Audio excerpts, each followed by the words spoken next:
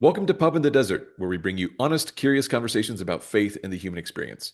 I'm Matthias Miller, here with my co host, Kevin David Crittner. Before we dive in, I want to recap our three guiding principles. Number one, you don't need to be fixed, you need to be known. And we believe that love is knowing and being known. Second, we approach difficult topics with genuine curiosity. We aren't here to win arguments, we're here to understand. And third, we don't come with preset agendas. We let conversations unfold naturally and follow where authenticity leads us. So pull up a chair, grab a drink. Let's explore what union looks like with God, with our others, and with ourselves. So, Kevin, we're just going to go diving straight into the deep end this morning. All A right. little bit of context for people, but this is the part of the year where a year ago today, my wife and I both lost two different individuals that were close to us, and it's kind of that time of year when some of these memories start resurfacing, and it's kind of taking me on this personal journey on um, multidimensional journey of first the experience of grief, but then also it's gotten me really curious around the neuroscience of grief, and it's there's been some fairly interesting correlations. Last time we were talking about the single electron theory of the universe, and I just find this whole thing super fascinating, and and so we're just going to dive in and see kind of where this conversation goes. But one of the things, one of the three key elements around attachment is there's basically three things that our brain remembers according to our current understanding of neuroscience. And to be clear, I'm not a neuroscience. I'm regurgitating people who've studied this, and you guys can But go I, follow I've this. I've read really smart people. Right, I've read really smart people, so that's my um. It's like, yeah. Welcome to the podcast. Welcome to We've the read podcast. really smart people, and this is our interpretation. This is their interpretation. They're not here to defend themselves. Um, Most of so them are dead. yeah. Um, which you can't mention that, Kevin, without with a little hat tip to Chesterton and his announcement of of tradition being the democracy of the dead. So it's just Right. popular vote, man. It's all it is. So uh, so there's three dimensions. One is space. Where do you expect to see this person? Typically see them at home, at church, at work, in Yeah. a different state. There's that. Then there's like how long until I get to see them again. And so if it's your spouse or family member, it might be you know whatever daily, different times throughout the day or weekend, and all these types of things. Um, and then there's also the sense of proximity. How close are you to this person? And the fascinating thing is that there's some of these that occupy different parts of the brain, but when it comes to proximity or closeness, that's the same part of your brain that's utilized to determine how close an object is or how close objects are, and as well as how if you're tapping a rhythm, how close the sounds are to each other. So it's both visual and auditory as well as relational. Um, and in terms of this is very much the academic ivory tower version, so apologies in advance for that. But in terms of dealing with grief, one of the from the neuroscientific perspective, one of the thoughts is maintaining that same sense of closeness, but altering your mind's understanding of of space and time. And what I find fascinating is that the human brain doesn't have has an incredibly difficult time wrapping its head around losing somebody, of somebody just Yeah. disappearing. Like it's basically, I mean, that's what grief is. It's this couldn't just have happened. Um, and I think it speaks to this underlying point that how much we're built for connection and union, and how painful it is for that to be broken. I also think it's fascinating one of the studies that I came across was when you look at people of faith who walk through a death um, with, and this study was actually broader than just like a Christian perspective, but with an understanding and a higher power that that journey through the process of grief actually leads them to a deeper faith on the other side of that. And you know, empirically by whatever standard of measurement that they use too. I mean, I'm sure it's self-reported, but um, Right. um, and so and then there's kind of this last thread with this, which is it's interesting that Paul talks about the idea of grief, that we don't grieve like other people do, because we do have a distant time and we do have a distant space at which we do anticipate seeing our loved ones, and there's and and so grief from that perspective then is not having your brain reconcile with loss, but having your brain reconcile with absence and well, absence for a period of time, which neurologically, from a brain science perspective, is easier. Like our brains are better at. It doesn't take the pain away, doesn't take the grief away, but our brains are better at handling um, than just straight up the end of a human life. So that's like the that's just like okay, let's open the door a little bit and That's see what where this you've conversation been goes. thinking about. It's like simple Just things. light stuff. Like I was telling you, this is hilarious.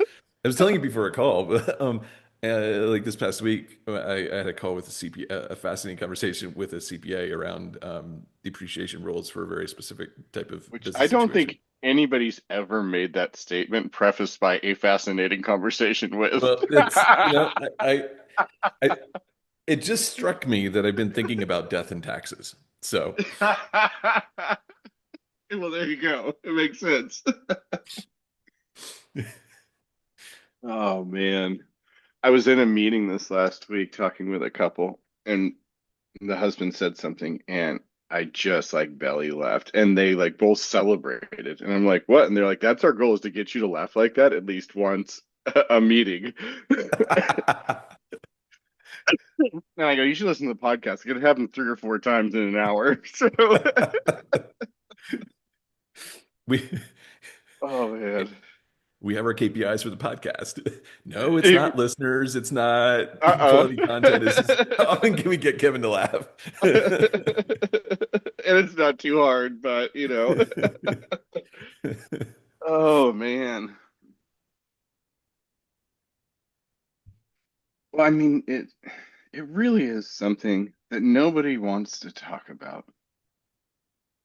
Grief, losing somebody. I mean, I think we do talk about it at certain points, but it's not a common conversation. And so to step into this place, especially in the season that you've been in, you know, within the last year, losing two people that are very close. Like, I think it's a powerful thing to step into. And of course, personalities that are curious are gonna search for answers in the midst of a season like this. And I think that gets portrayed too negatively too often. You know, oh, the search, you're just trying to diminish the pain. You're trying to avoid what you feel. Like, no, what if feeling what I feel means stepping into this curiosity? Right, Because that's what I hear you saying in the midst of this is make this make sense for me. right, Let's try and understand what's actually happening here. Why is this so painful? And the thing that struck me that there's a lot that struck me in the midst of what you said, but the thing that struck me was the human brain and us being able to deal with the fact, okay, you're gone now, but at some point I will see you again.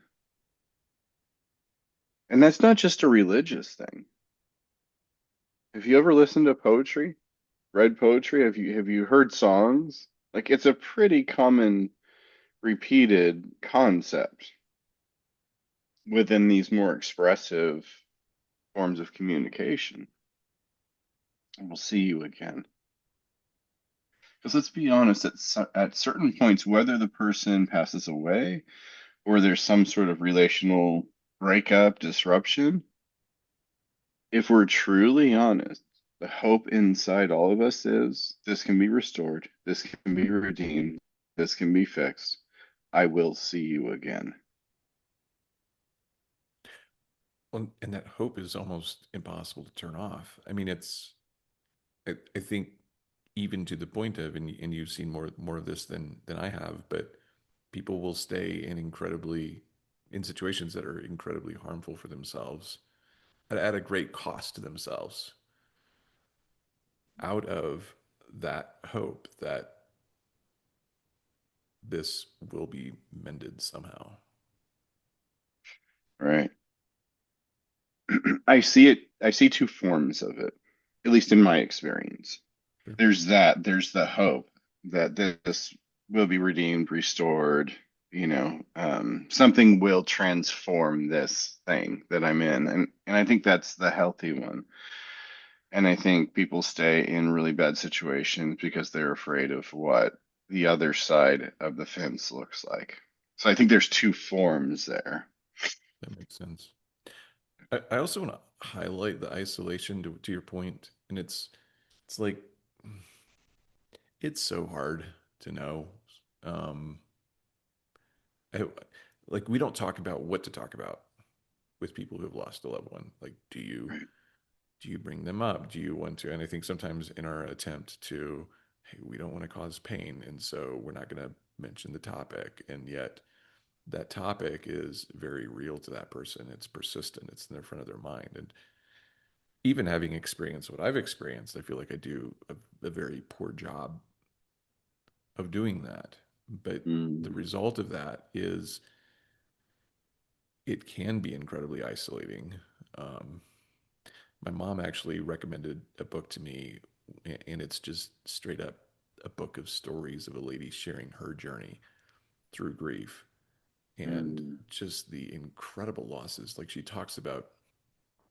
um, she talks about losing her child and the day after panicking because she hasn't fed her child today and yeah, he's got to be starving.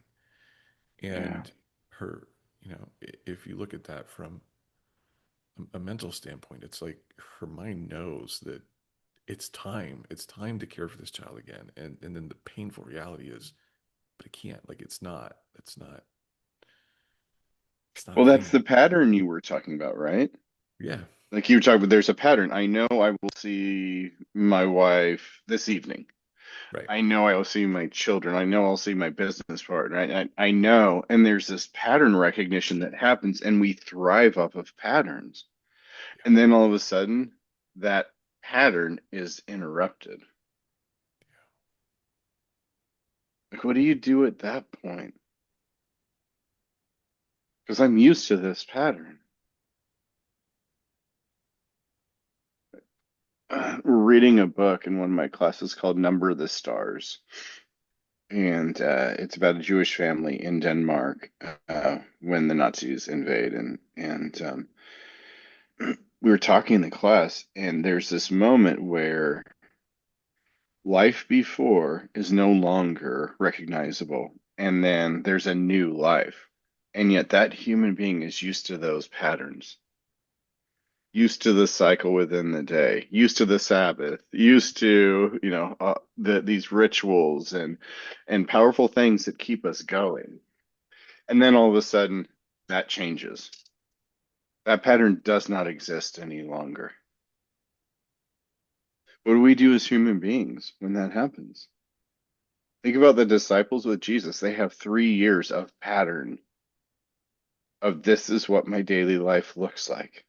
Now, all of a sudden, he's dead. What, and if you have a teacher who says the kingdom of God is here, and right, he's demonstrating it through his life. right. And then you're like, it's arrived. Mhm. So this We're now is safe. It's safe. over. Right. Yeah, And then that gets snatched away. yeah. One of the interesting connections with this whole thing that I never made was this lady. I mean, she experienced tragedy after tragedy. I mean, it's heartbreaking. Like it's crazy. But she literally had somebody two different situations that she talked about. The first was when they were in the hospital. A lady literally called her up when her um, so that was her infant son that she lost, and then they lost um, one of their older sons later in life, and she was in the hospital, and the lady literally called her up and was like, "Don't give up, so he doesn't die. Like stay strong in the faith." And and and then also had people soon after that, and they're like, have you prayed the blood of Jesus over your bloodline so this doesn't happen again? And her comment, which I thought was really insightful, and it what was that people will often prescribe to you something that they can do to protect Yes. themselves from your situation happening to them. Right, right. And it never, I had never made that connection, but I mean, it really is a form of spiritualized superstition. Um, if you just do this, then you will be safe. Say these magic words, pray this magic prayer, do this magic act, do whatever it is. Yeah. And you need to do it so that I'm safe because I can do it. And if you didn't do it and you lost it, it validates that I'm safe because I did it. Right, right. We get really creative when pain is in place. Yeah. When fear and pain are there, we get really creative.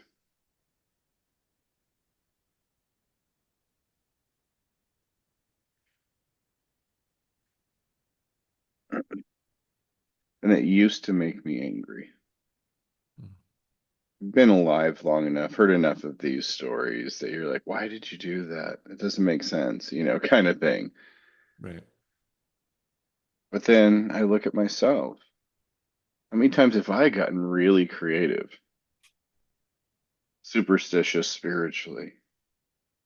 Oh, this can happen. This needs to happen. This needs to happen. Oh, and if I do this thing, then this thing, then this thing. Am I just soothing my wounds? Doing something that it takes, whatever it takes for me to be able to survive this moment, because it is so utterly painful. I get it. It's not helpful. It's not good. It's not healthy. It's not any of those things. But can you see that in the midst of the situation? Right. You're drowning and somebody throws you a life preserver. I'm gonna hang on to it.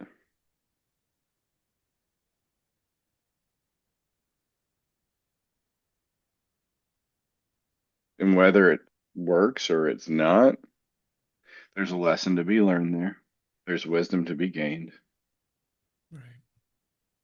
Right. But man, I remember when my dad passed away, we had his service. This was right during COVID time. So we could only have so many people at the service because you couldn't gather more than, I don't know, I think it was more than 50 people or something in the state of California, which I have all sorts of feelings about that. But that's a divergence from what we're talking about.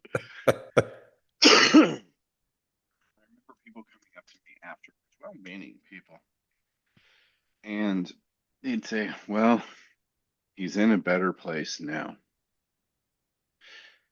And I remember looking him in the eye, and I had all sorts of thoughts in my head. which I didn't say. And I think it was wise I didn't say them at the time because it wouldn't have been very caring or compassionate.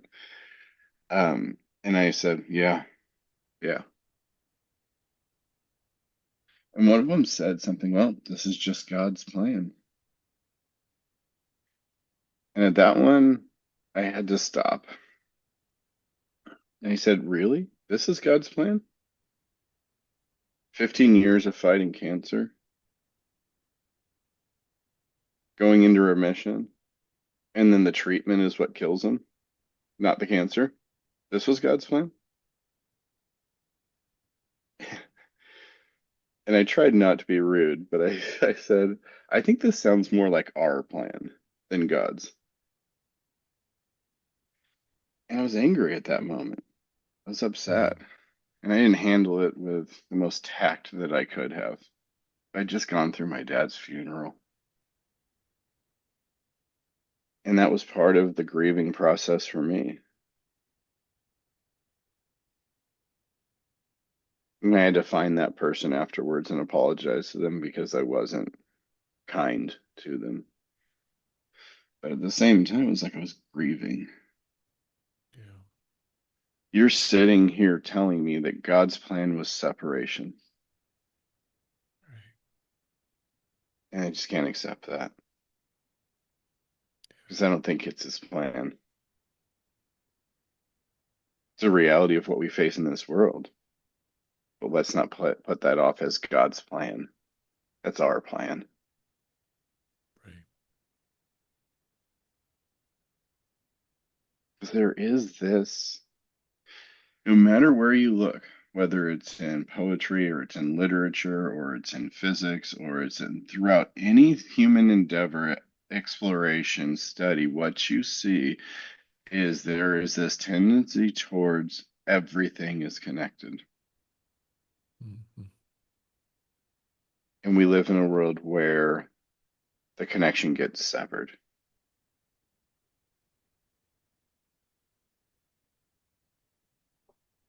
Yeah, the disciples here, the kingdom of God is here. Seek me first, and all these things will be taken care of. All these things. And so they have these pictures in their mind that, oh, what's going to happen? Whether you're a zealot and it's like Rome's going to be thrown off and we're going to have this golden age of Israel. We're returning to the reign of David, that kind of thing. Or you see it in a different sense, but some way in their minds, it's like we're safe. It's over. And then he's in a garden, he's getting arrested, and you have to watch him get tortured. And then he's killed. Man, how do you deal with that?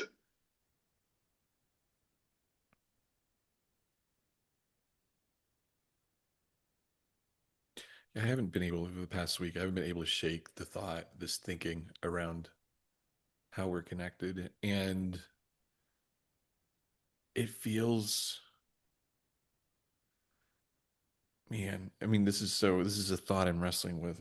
I haven't come to a conclusion, but there's a sense in which the world feels, that I've been in a lot of circles where everybody talks about how the world is abundant. We can create new resources and all of these amazing things, and there's a sense in which that's true, but there's a sense in which that's just because of the better organization of the resources that we have, and a reassignment of resources in a particular direction.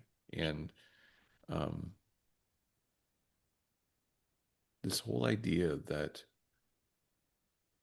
choices have consequences and the person making the choice doesn't always bear the weight of the consequence, which I think Right. is, I mean, this is Jesus fundamentally.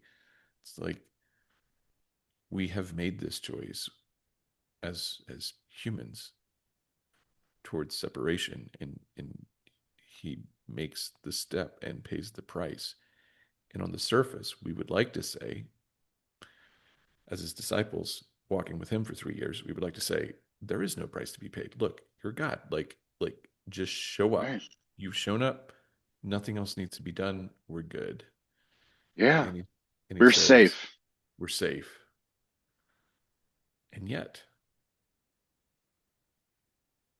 There's this, excuse me. Yeah, I'm still not over my month-long cough. I was talking with a buddy of mine, and he was reading The Shack recently. And he was talking about there's this scene where the main character, Mac, goes to visit Sophia, the embodiment of God's wisdom. And she leads him through this conversation, and she leads him to the point that he's judging God. Okay, you know? And so she plays this very real scenario out. Here are your five kids. Okay? Choose two of them to go to hell. And she goes through each one of the five and says, they do that. This one does this. This one does this. This one does this. This one does this. And he's just struggling. He's just struggling and can't make a decision as any sane human being would not be able to. So finally, she pushes him far enough and he says, I can't do it. I just can't do it. Take me. Take me instead. And she goes, now you understand the mm, choice that God made. wow.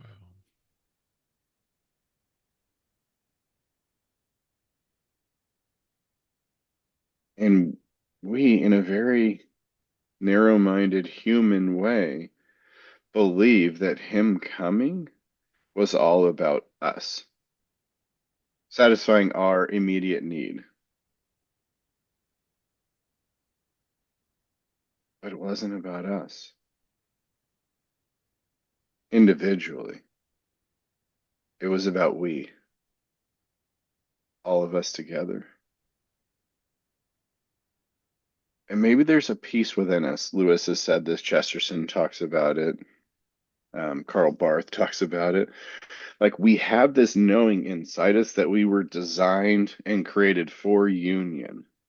Mhm. And yet, what we experience here in this world is almost consistent disunion. Right. And there's this angst inside us because we know that the world should not be this way.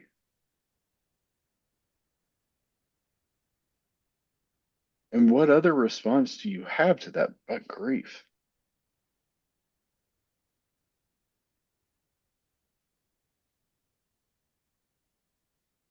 No, there's something fascinating with what you're saying around.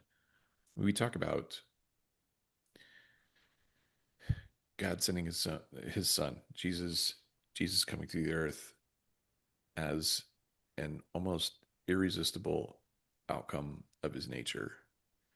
Like what does it look like for union and connection to be so deeply woven into the fabric of his being, such that even when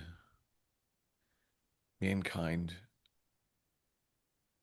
pursues distance, we see this all the way back in the garden when he's trying to find them and they're hiding, and he's like he's there, he's seeking this, and he continues to seek it even when Israel, through all their kings and their judges and all of these things, are defiantly walking away, to the point where he finally says, fine, like I cannot help but do whatever I can to pursue union at my own expense. Right. And it really is at your own expense.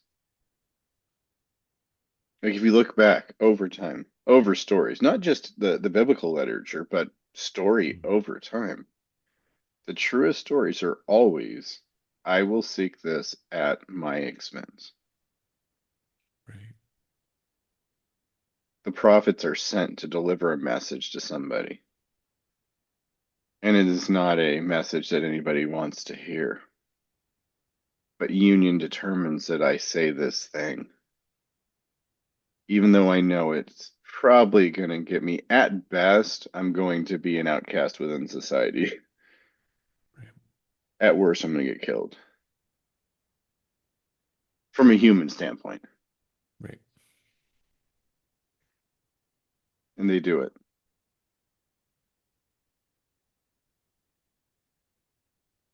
It's somebody who has experienced God to such a deep level that the union with Him is the only thing that really matters.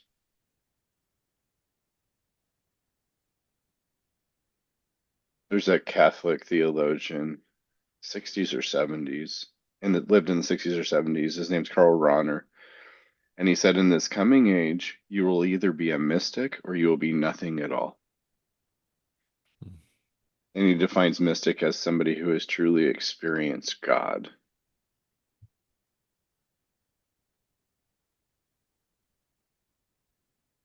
Because aside from that relationship with God, that union with God, what do you have?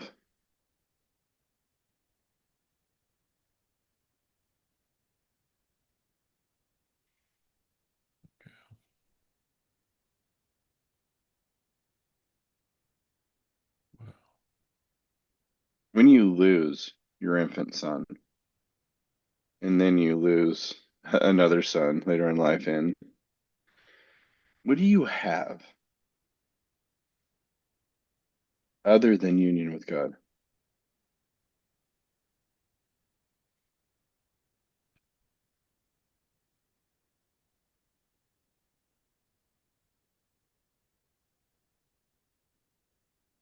When you've been face to face with God,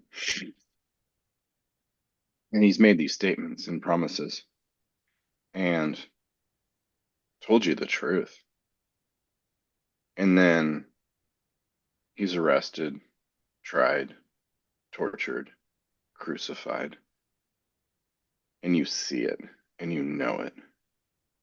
What do you have?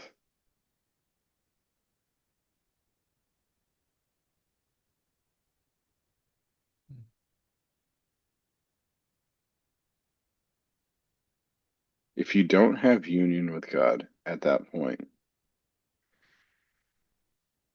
Judas seems like to be a really good example of what that looks like. Right.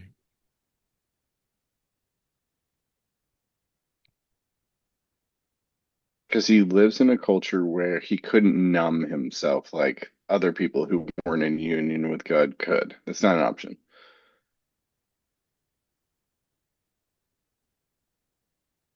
And you recognize what you've done, and it's become really starkly clear. And he ends his life in one of the greatest tragedies in Scripture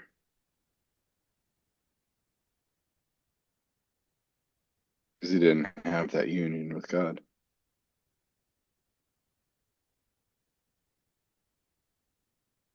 That Peter and Judas contrast has always been, not always, I'm sorry, within the last couple of years has become very stark to me. Because in the Jewish culture, Peter actually does the worst thing to deny his rabbi publicly. That's the worst thing. That's the worst betrayal. And yet, Peter, he has union with him.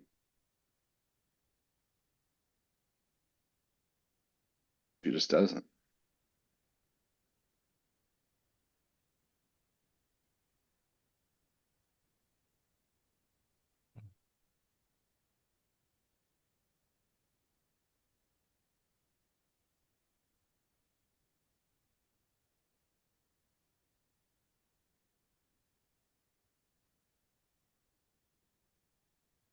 If we go back to our conversation last time, there's a very real sense in these moments of falling back into the very nature of it's the very nature of God. It's the very nature of the world that He created. Like there's this, there's a little else. Where else would you go to get a sense of groundedness, of solid footing, Truth, truth, reality. reality? Right. So my heart breaks for those who try to bend reality to their need for comfort and safety and security. Heart breaks because reality ain't bending. I, I have also like, so I talked about the one thought that's been going through my head. The other thought that I've not been able to escape over the past week has just been how much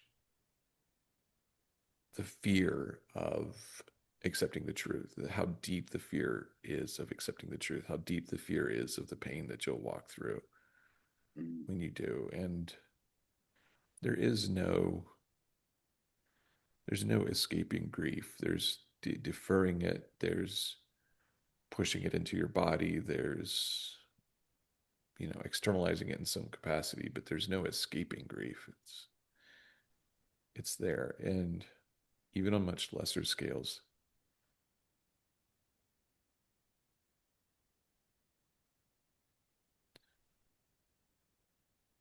there are times when I wish I could give somebody the assurance that if they step past that terror line and walk into the pain, I wish I could give them some assurance that is enough for them to have the courage to step into that and trust that they're going to find God there and that He will see them through the end, and that He'll be present, and that it's definitely not more comfortable, but I do think at the end of the day, it's a net positive to lean into the pain. Right. It's net positive to get closer to the truth. I think the But you people, only have that wisdom, I'm assuming. You no, only go have ahead. that wisdom because you did. Yeah, At some point, you stepped off that cliff into the abyss, wondering whether you would be caught or wouldn't. And you came to see, sounds like, that you were held in that place. yeah, And that's my problem with most spiritual exercise, the self-help stuff is it can get you right to that point. It can get you to the edge of the abyss, but it cannot teach you or make you step off. yeah, It can't get you to jump out of the plane. That has to be a personal decision. No therapist, no guru, no pastor, no mm, counselor, no nobody can get you to jump out of the plane. That is a personal decision. yeah.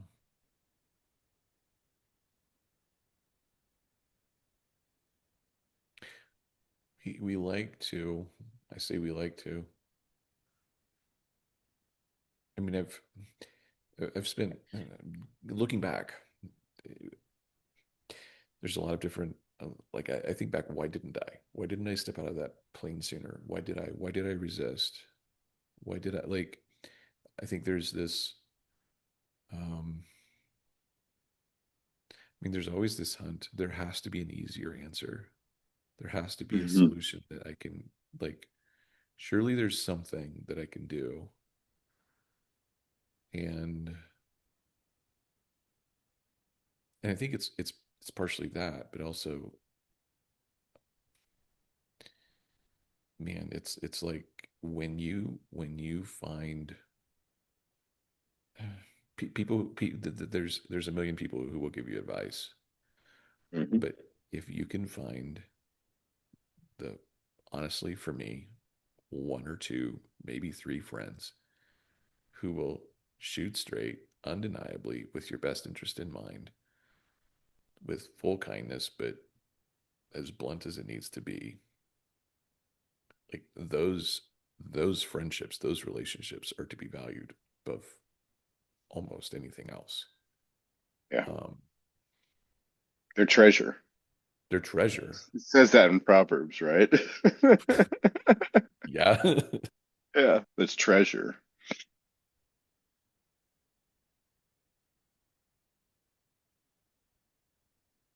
It And really is, at least in my work, my calling, my mission, what I've experienced time and time again is the easy part is truly walking with somebody to the edge of the valley of the shadow of death. Where the rubber meets the road is now you have to walk through this valley yourself. I can't go with you. This has to be your choice. yeah. 80 to 90% of people will stop at that gate, that gateway. And I understand that.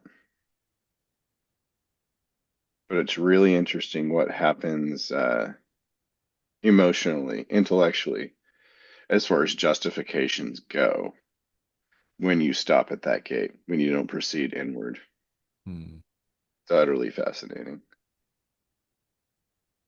Because at that point, you know you've made a decision to not walk into that valley. Yeah. Okay, you get to make that decision, no problem. But in that 80 to 90% who don't make that decision, they don't take responsibility for it. It's always somebody else's fault. My context, my experiences, my relationships, my whatever it is. Yeah.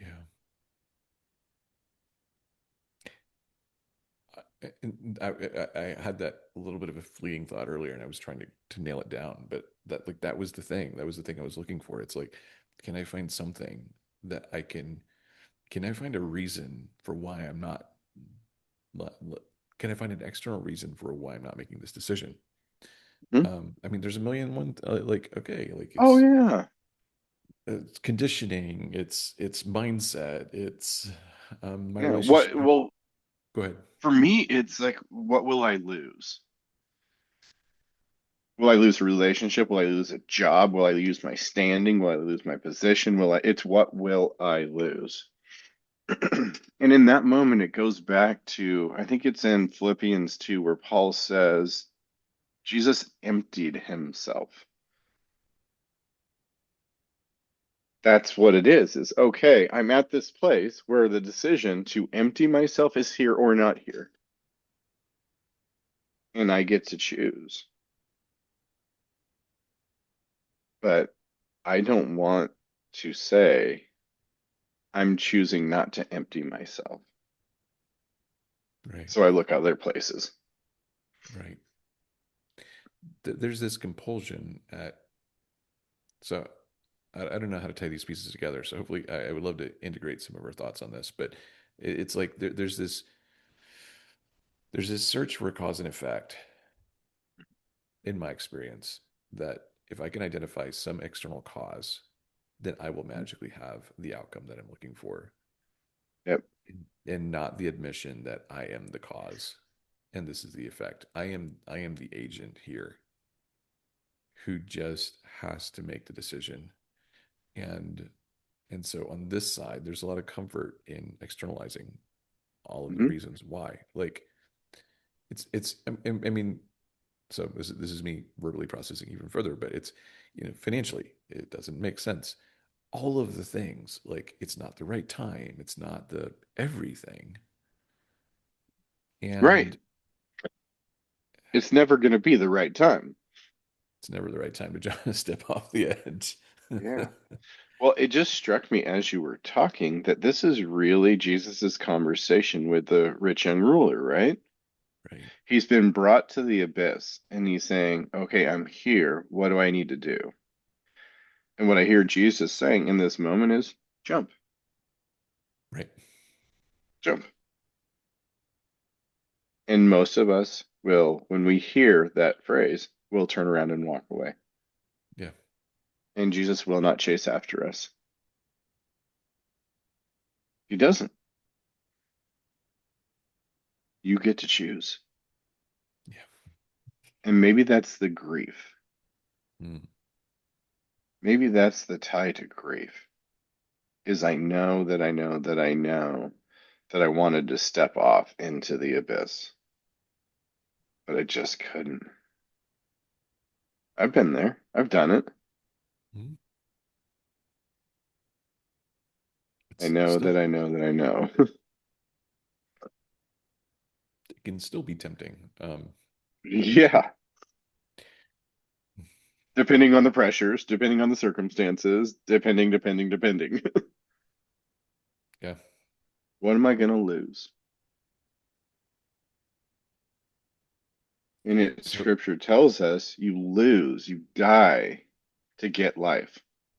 And if do we actually believe that promise? Unless the grain of wheat falls to the ground and dies, it can't sprout. It can't sprout. Do we believe that? so in your experience with those 10%, in their words, what do you think they would say that they lost or were losing in At that which step? stage?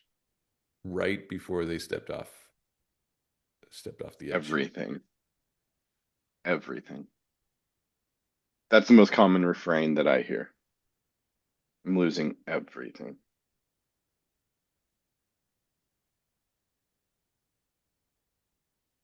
And what I think they're saying, my interpretation, of course, is my self-protective mechanisms, my coping mechanisms, my gifts, my talents, my everything that I've built.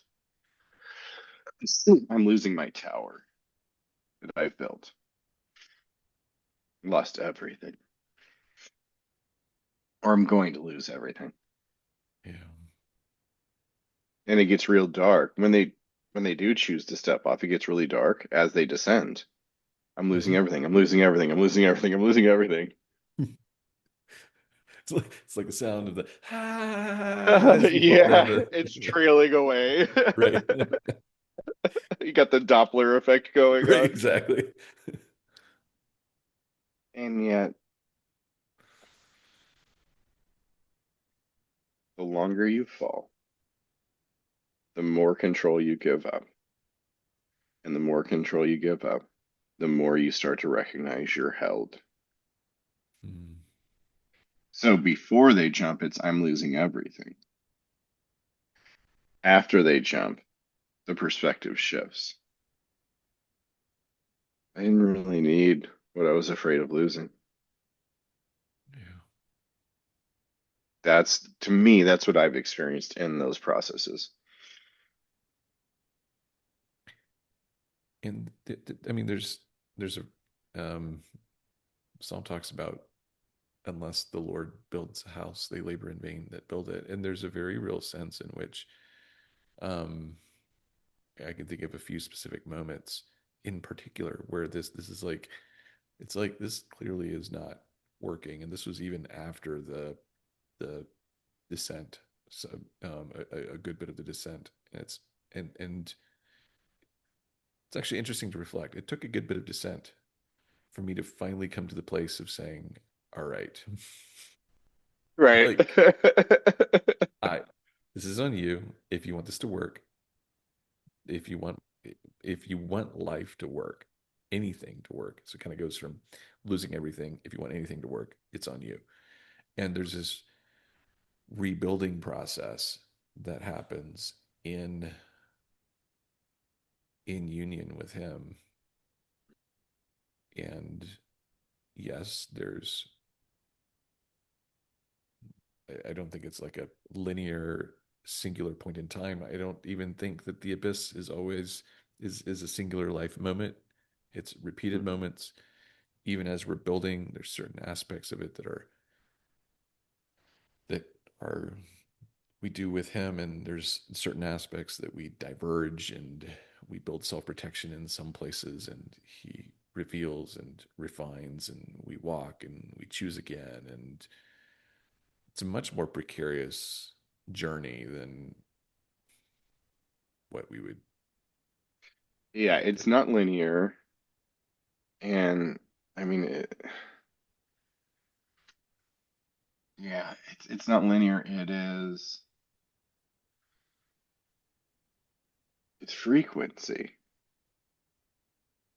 There's some ups, there's some downs. There's some ups, there's some downs, but it's moving in this direction. Hmm. And however you orientate that line on the graph, the trajectory is up or trajectory is down, whatever it looks like, but there's ups and there's downs and it goes. But we love straight lines. We love linear equations. Right. There's two factors. There's X and there's Y. There's the input and there's the output. We love equations like that. I find it very interesting to watch. This is actually fascinated me since I was a kid. Watch how people respond to new songs, and especially in a church environment where you actually have the words, and in some situations, literally the music available to you. You're right.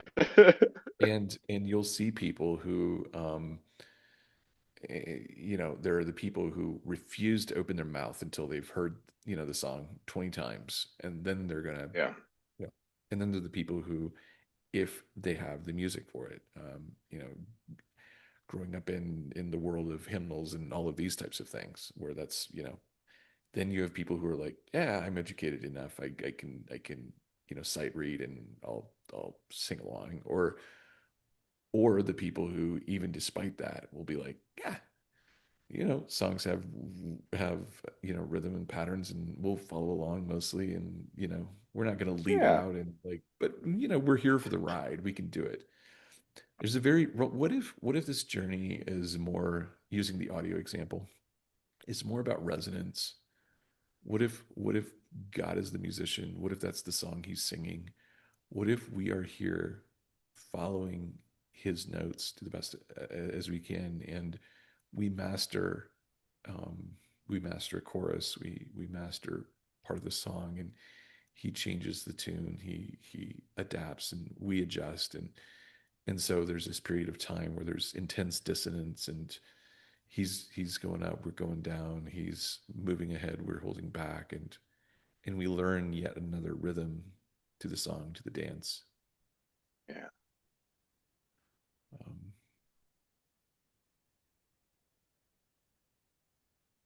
Because there's infinite complexity to it. It's like Chesterton said in Orthodox, right? The God wrote a beautiful play from the very beginning. It was an intricately beautiful play. And then the actors and the stagehands really went off script. that's But the play is still going on. The yeah. play he wrote is still going on. No matter how much off script you go. That's what we talked about last time, right? Like there within that fabric, there's parts that are trying to separate. They're going off script, but it doesn't change the reality of the fabric. Yeah. The fabric is still the fabric. It's not getting torn and destroyed. You have a certain amount that you can resist it,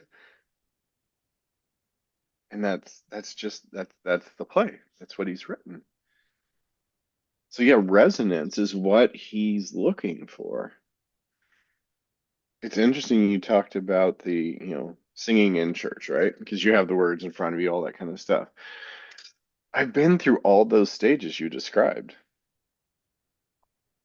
The last stage that I'm in now, in the midst of a corporate singing, kind of thing, I can't even sing.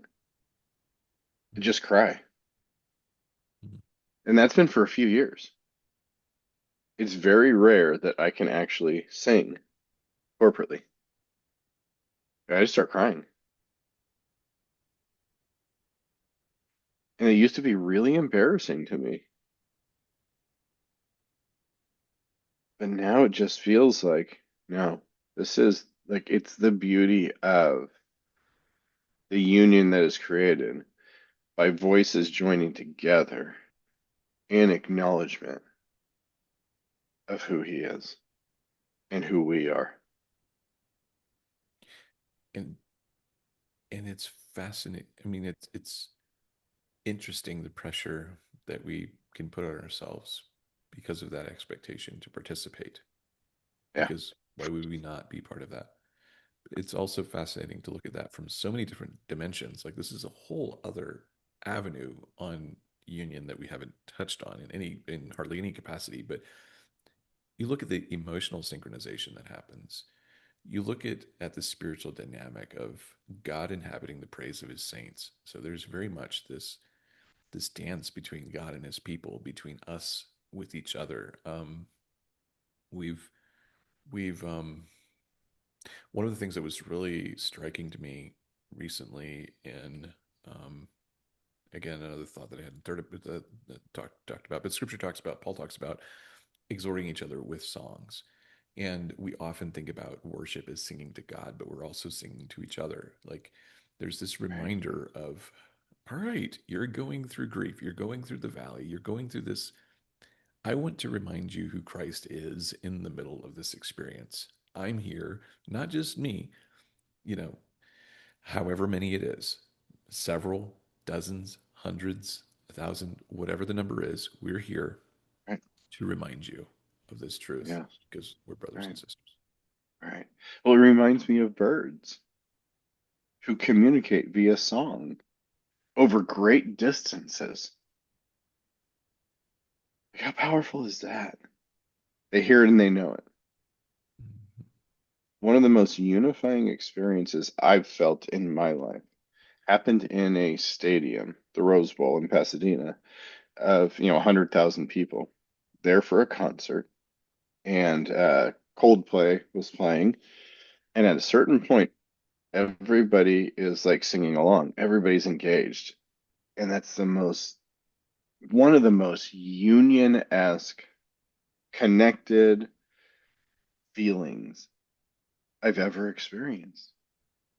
And I was very confused, like, oh, this is a secular environment, all that kind of stuff. So why did I feel this in this place? Because our voices were joining together. Where else in your life do you have 100,000 people on the same page singing the same thing, agreeing with each other? Yeah. Where else?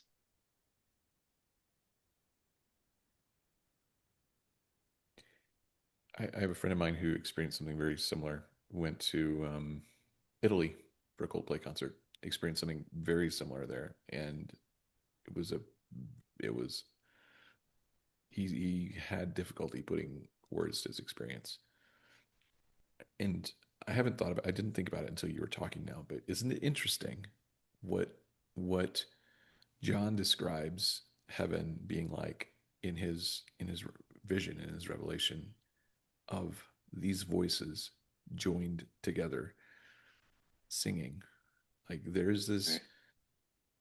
there had to have been um, a sense of union, the same sense that he experienced being a participant and an observer. And not just that, it wasn't just song. It was the union across dividing lines, across tribes and nations and languages and all of the things that divide us and Yeah. unified together with one voice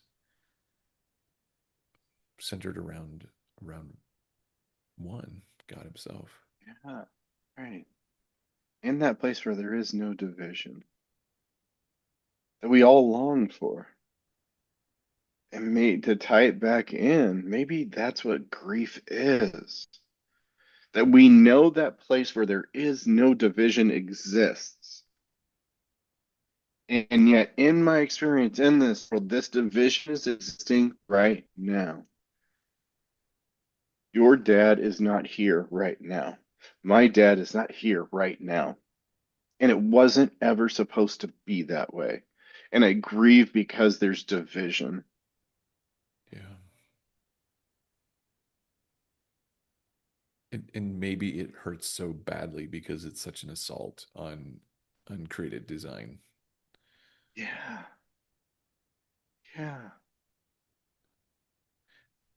And the pain that that causes, the assault on created design, and the pain that causes us to lose sight of the truth. It Yeah. causes, and so we do things to numb that pain. Whether it's work super hard and build our tower, or it's, some sort of substance that I'm involved in, or it's whatever it is. Like how can we not see the grief over the division that happens and our response to it as one of the major reasons, if not the major reason, why our world is the way it is? Mhm.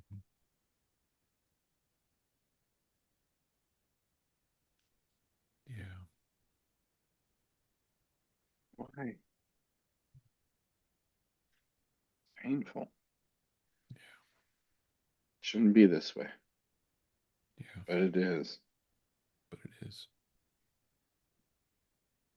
So this is jumping back a little bit, but I'm curious. So you, your tears in the middle of this experience, like, can you describe that further? What are you Yeah, yeah. experiencing? I What are mean, you I'll thinking? do my best. Yeah.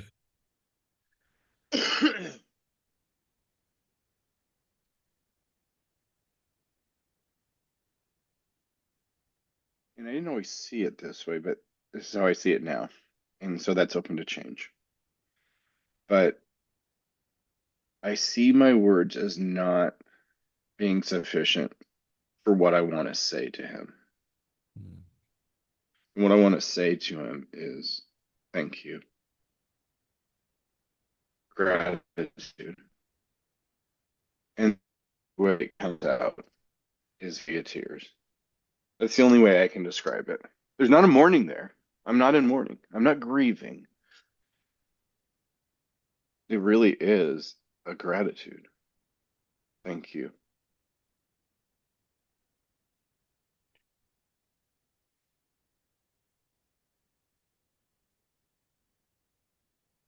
There's a very real sense in, well, mm, how do you express the things that surpass words?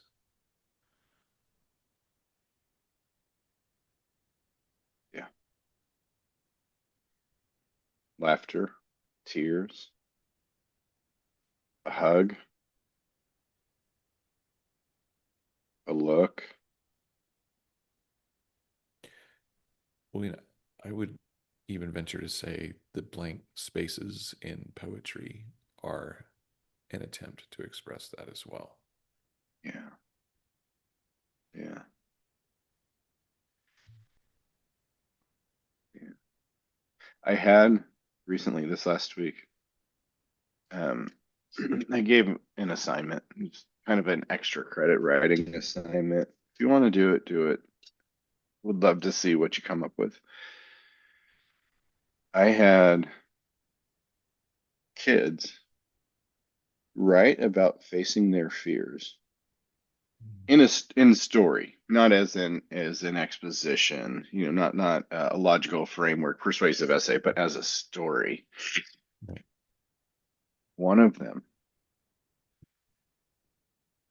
had a refrain of questions.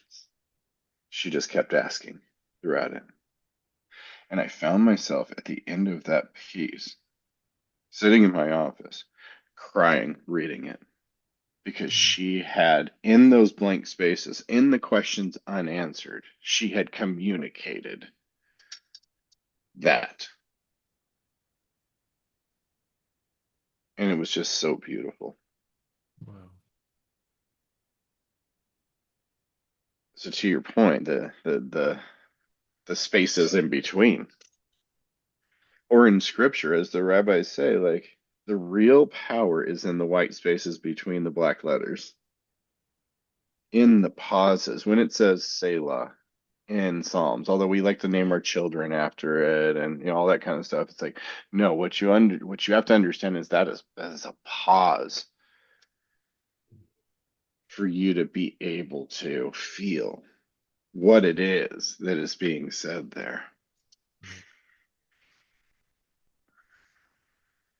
That's one of the things, just as a side note, that's one of the things that I've enjoyed in our recent um, kind of corporate worship experience is the space for prayer and the space for pauses. And it's been really profound for me. It's refreshing because if you look at Western church service structure, it's I don't know what the ratios I'm sure have shifted. Like what is it? Is it like 60% sermon and 40% worship and 10% or 30 and or I don't know 50 40 and 10% announcements and giving. I mean, and like where's the space for the quiet? Right, There's space to get up, walk around, go greet somebody, but where's the space for the quiet? Not not just individually, but together. right. Why are we in a hurry? Why are we in a hurry? Yeah. What if the service there wasn't a time frame on it? We'll be here at this time. You can come and go as you feel led, but you're welcome to enter the stream and just be here with us. Maybe there will be some songs, and maybe God will speak to somebody and they share, and maybe there will just be silence. And why are we in such a hurry? Because people have such a short attention spans, and we need to get this information. Da, da, da, da. Yeah, okay, I get it. You're right. But why do they have short attention spans? Because they were never taught to sit in the space. Always have to be doing something. Mhm. It's cultural. I grieve that almost every day when I step into the classroom. Well, I heard this study last week or sometime, and we'll have to post it in the show notes because I'm gonna butcher it. But this neuroscientist was talking, and he was talking about cognitive ability. And he said, as we tested people throughout the generations, we saw that each next generation surpassed the generation before them, cognitive ability wise, the ability to critical think, the ability to process, all those kinds of things. Until we've gotten to this most recent generation. It's going to be the first generation in human history where the cognitive abilities of the child do not surpass those of the parent.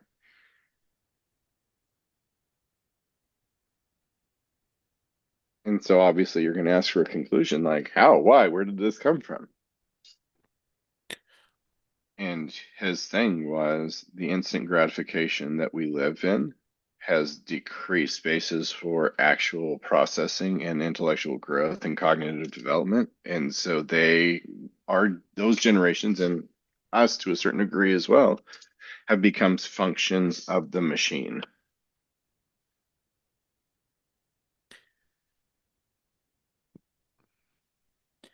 we read in the Old Testament of what God has to say about the cultures who sacrificed their children for the sake of the safety and protection of everybody else.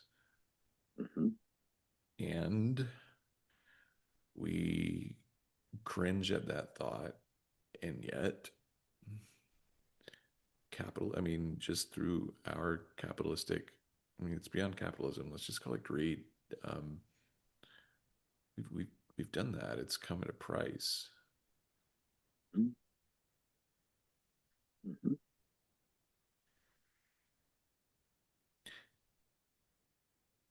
And so his argument was that it's not just so it's so part of the issue with social media is that it fills or the phone, electronics, everything is that it fills every crevice of the day, and there is no empty space anywhere. Right. I was talking to a friend last night, and she's very techy and all that kind of stuff. And she goes so excited. She's like, "Look what I found!" And she held up her iPod from 2013. Whatever. She's like, "I found it and I charged it, and the battery only lasts 10 minutes now." But I bought a new battery and she was so excited. And I'm like, why are you excited? Tell me about this. And she goes, I was on TikTok and apparently the trend right now is there's MP3 players that are not a phone, it's just music players and you can buy them for like $50 or whatever. And then you don't have to, you can just listen to your music or your whatever, and you don't have to be worried about being interrupted. And I was like, wow, it really does consume every last minute of our day. I gotta check this email, or has somebody texted me, Yeah. or what's the update on this, or this?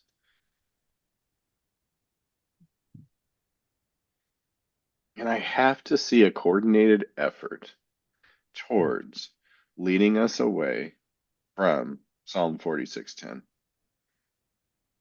Be still and know that I am God. Well, if you're never still, you can't know that He is God, who He is. Hmm.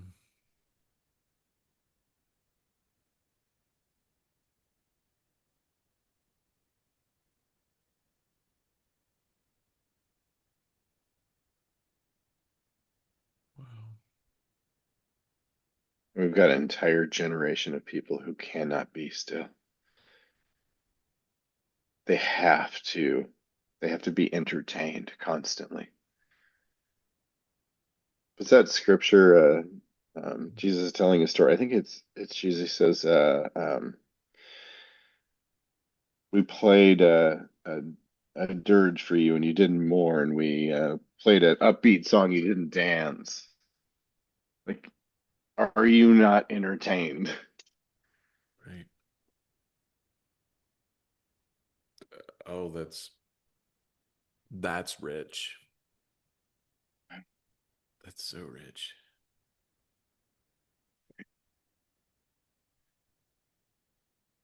And Just and it just struck me in this moment, that verse. I was like, oh, as always with Jesus, maybe there's multiple layers of what's going on there. if you want to belong, if you want to be one of us, if you want to have union, sing with us, dance with us, mourn with us, why are you on the outside? You're an outsider. You're going to be isolated. What's wrong with you? I watched 5 minutes of the State of the Union address last night because I couldn't handle it too much. But I see this, and it's a very State of the Union-esque type of thing, especially in recent times. President says something, everybody on this room stands up and cheers. Everybody on this room has their arms crossed and is scowling. Talk about division. Talk about the world as it is not supposed to be. Yeah. And I'm not for or against either side. Like what he's doing to rile them up, okay, and what they're doing to show their displeasure towards him. It's like you are all just 5-year olds here. I had somebody that I knew a gentleman who is looking to, he had, at one point was actually planning to run for president, and was doing some campaigning, and his never got much traction, but his basic argument was that historically we tended to vote predominantly based on character, not on political position, and um, and I think it's really interesting, and I'm only taking that as an anecdote of what he shared, and I've never really spent a lot of time. I mean, on the surface, yeah, it makes sense.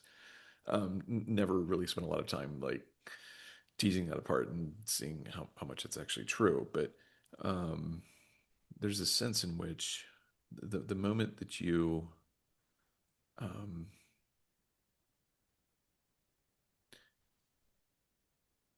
like is the goal of character selection by character to find the person who puts other people above themselves, who hears things objectively, um, isn't voting by position initially. It sounds like, I mean, it's moralism. It sounds great on the surface. The problem is when moralism gets distorted by motives and what do I have to gain? And so you're no longer voting based on. I mean, you're voting based on position, but the judgment of the position is not based on character. It's based Right. on me. What do I have to gain? Right. And that's a very increasingly a pervasive thought where it's like it's like this feedback loop where it's like um, becoming increasingly self-protective. And so to protect myself further, I have to vote in my best favor because everything is at odds with me. How do you trust the character of somebody who is for sale?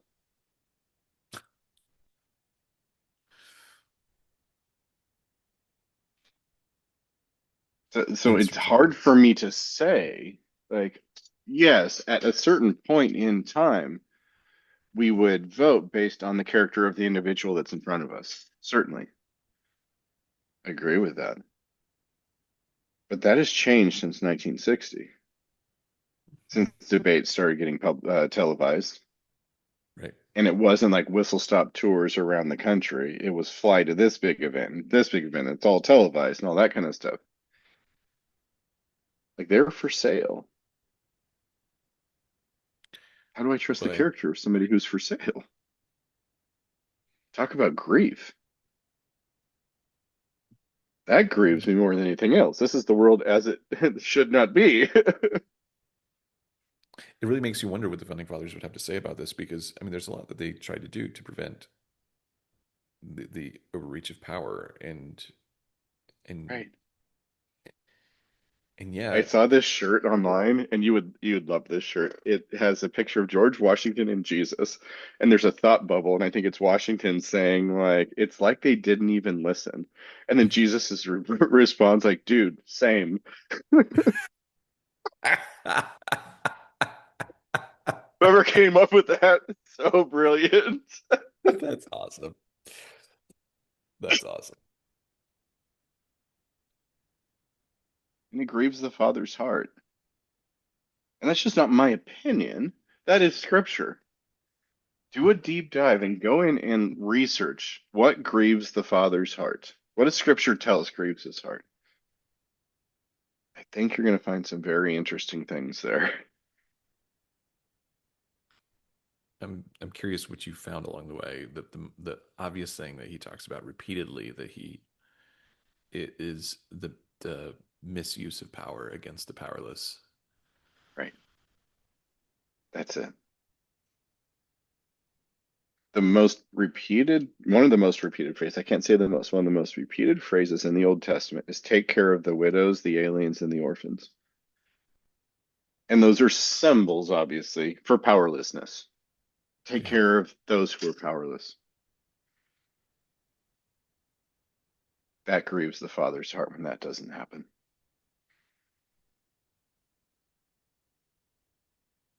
Mm.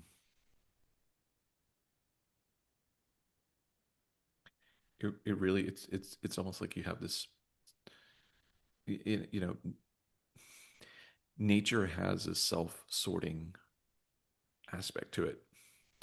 And by very definition, it will sort things down to the bottom and sort some things to the top. And it's part of the reason why wildlife management is such a catastrophe sometimes is because we try to manage it and don't allow what God's created to self-manage Nature nature to to self-manage. do what it was intended to do. Uh, but there's also this sense in which this whole system is dependent on the people standing in the middle and like pulling pulling back the the power hungry folks and pulling up the power deprived individuals and like there's yeah it's so fascinating to watch. It's been really fascinating to me to watch um, people addressing power dynamics within Western Christianity, Western church business, business of church, and how defensive some people are around some variation, not always using these words, but some variation of don't you shouldn't call these people out because that's creating strife and and maybe the extreme case is like you're speaking against God's anointed. I don't think a lot of people actually use that, but it's kind of that thought of like these people know what they're doing. Like you shouldn't be casting stones, and there's a better process for this. But is there? Like, how do you deal with? We are in this together. There are people on this side who are who are lacking power. There are people on this side who have power, and these people are having negative adverse effects because of it. What are we as a people to do about this situation?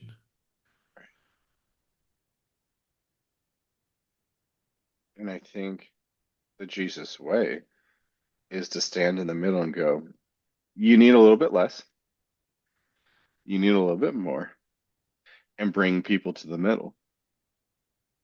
But what ends up happening to the person standing in the middle? I was going to He say gets one place you're not killed. mentioning gets killed. You're the punching bag. I mean, Right. at best. Nobody ever asked the Berlin Wall how it felt about being the Berlin Wall. Fair. If that wall could talk, like what did I do?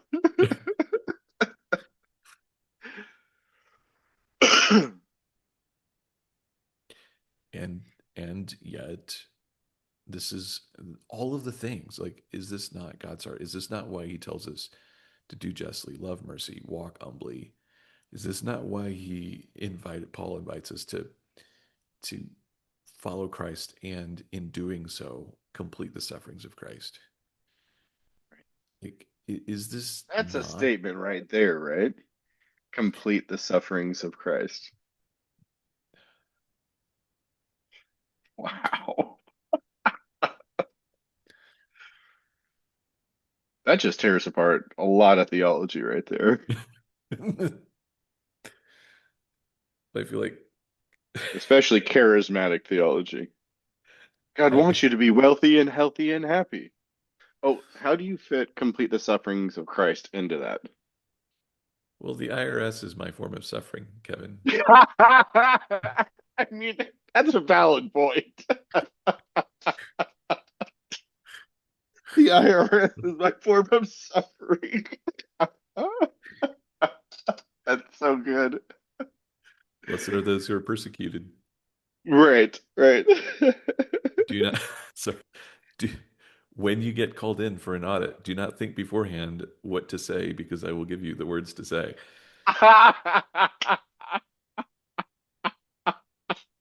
You just got two in a row. Well done. Oh, that is so good.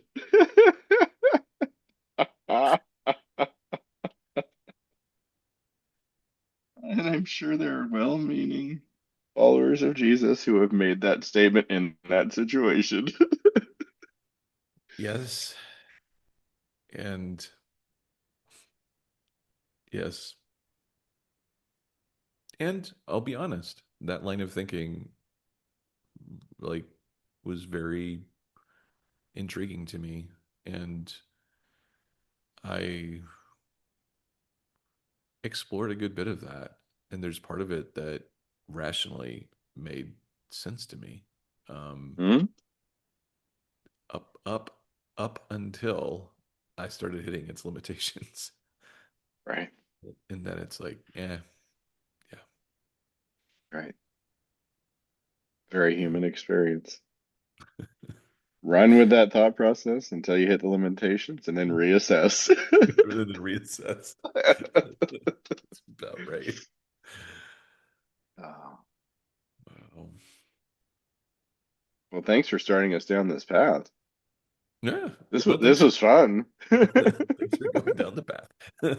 Right? I'm always a willing participant to go down the path. I think I think probably the best way to close out this episode is just with the sound of as we Right? fall into the abyss. Just remember the Doppler effect. It's a real The thing. Doppler effect. Oh, did you know? Random, completely irrelevant side note, but I was talking to you. I don't think this was on a podcast. I think it was separate. No, it was separately on a separate call. I was talking to you about the random, like, tech, like deep dives that my brother and I did when we were kids. One of them was my brother was studying the Doppler effect in science class, and this is before the days of like, this is back in the days of like internal speakers, Mhm. not like external speakers that play music, but like the internal speakers that just play beeps at certain tones and stuff like that. And so he figured out the math for the frequencies for Doppler effect, and had like this. It was the Yes. most horrible sounding Doppler effect because of the type of speaker it was coming out and how it was generated, but simulated the Doppler effect on a computer written in C for the computer geeks among us. Pretty impressive. So Doppler effect. Random note. We're disappearing. Thank you for the conversation. Thank you. Till next time. I'll